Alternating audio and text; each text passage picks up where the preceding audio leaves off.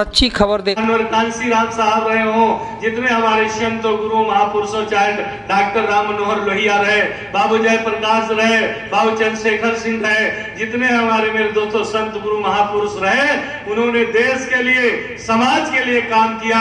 और मेरे दोस्तों हमारे अमर शहीदों ने, हमारी वीरांगनाएं बहनों ने अंगड़ाई लेकर अंग्रेजों के छक्कों को छुड़ाते हुए, हंसते हंसते फांसी के फंदे पर झूलते हुए 15 अगस्त 1947 को देश आजाद करा था। एक ईस्ट इंडिया कंपनी आई थी, देश को गुलाम बना के चली गई। आज क्या हो रहा भारत में, आज क्या हो रहा मेरे दोस्तों देश में, आपको समझना होगा। और धन्य बाबा बी.आर. अम्बेडकर साहब, जिन्होंने इस देश का पवित्र संविधान बनाकर इस देश के प्रथम राष्ट्रपति डॉक्टर राजेंद्र प्रसाद जी को 26 जनवरी और 1950 को सौंपने का काम किया था। और 1952 से इस देश में चुनाव होना शुरू हुआ। हमारे अमर शहीदों का सपना था, हमारी वीरांगनाएं बहनों का सपना था, हमारे संतों गुरुओं का सपना था कि भारत अनेक जातियां अनेक, भारत एक, धर्म अनेक, भारत एक, कल्चर अनेक, भारत एक, भाषा अनेक, भारत एक, स्टेट अनेक, भारत एक। क्या आज भारत एक है? क्या आज भारत एक है?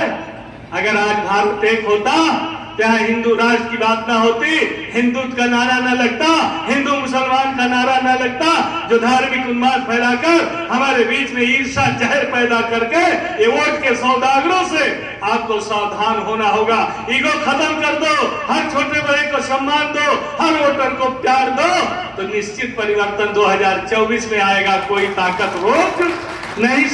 गरीब भाई, किसान भाई, मजदूर भाई धान किसान बीच कर अपने बेटे को उस सेंटर तक पहुंचाया जहां उनका सेंटर था।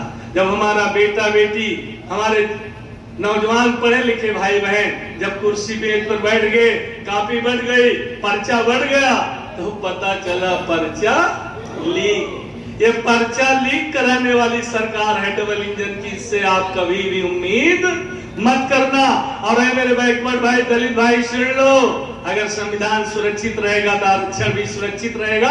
69,000 शिक्षक भर्ती, उस समय में बेसिक शिक्षा मंत्री था मेरे दोस्तों, मैंने वांट निकाला था, उस समय बसपा की सरकार थी। और जो है जितने VTC थे शिक्षक भर्ती के लिए मेरे दोस्तों सारा चयन हो गया था। बाकायदे सामान्य वर्ग को जितना था, बैकवर्ड का जितना था, शेड्यूल कास्ट का जितना था, और मेरे दोस्तों उनको जो है केवल जो है ज्वाइनिंग लेटर जानी थी। हमारी सरकार चली गई, जिसकी सरकार आई तो कोर्ट में मेरे दोस्तों मुकदमा हो गया।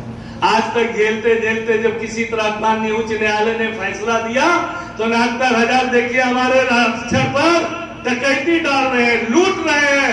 69,000 शिक्षक भर्ती में 27.5% बैकवर्ड और मेरे दोस्तों 22.5 या 23% SC और ST का जो आरक्षण था, लगभग 18,000 उसको सामान्य वर्ग में कर दिया गया। हमें आरक्षण का लाभ नहीं मिला।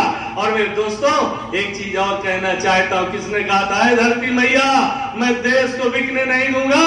तो है मेरे दोस्तों, आज जो बड़े बड़े सरकारी संस्थान हैं, जो बड़े बड़े सरकारी उपक्रम हैं, आज सब कौड़ी के भाव बड़े पैमाने पर प्राइवेट सेक्टर में दे दिया जा रहा।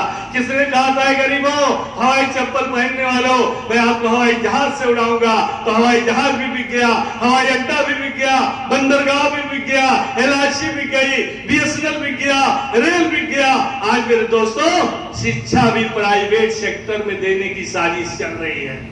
अगर बड़े बड़े विभागों को बेच दिए हैं तो आरक्षण के बाद तो हमें आपको नौकरी मिलने वाली नहीं है। लेकिन मेरे अपर कास्ट के भाई बहनों, जब आपको 10% आरक्षण लोकसभा से पारित हुआ तो हमारे नेता ने भी वेलकम किया था, स्वागत किया था कि आर्थिक आधार पे हमारे गरीब जो है अपर कास्ट के भाई, पढ़े लिखे भाई बहनों को 10% जब आरक्षण की घोषणा हुई तो हमारे नेता ने भी वेलकम किया था, स्वागत किया था। लेकिन मेरे अपर कास्ट के पढ़े लिखे भाई बहनों, अरे जब सबसे ज्यादा नौकरी देने वाले विभाग जब प्राइवेट सेक्टर में दे देंगे तो SC ST के साथ साथ आपको भी सरकारी विभाग में नौकरी मिलने वाली नहीं है। इसलिए मेरे दोस्तों ये सबके साथ बहुत बड़ी साजिश की जा रही है।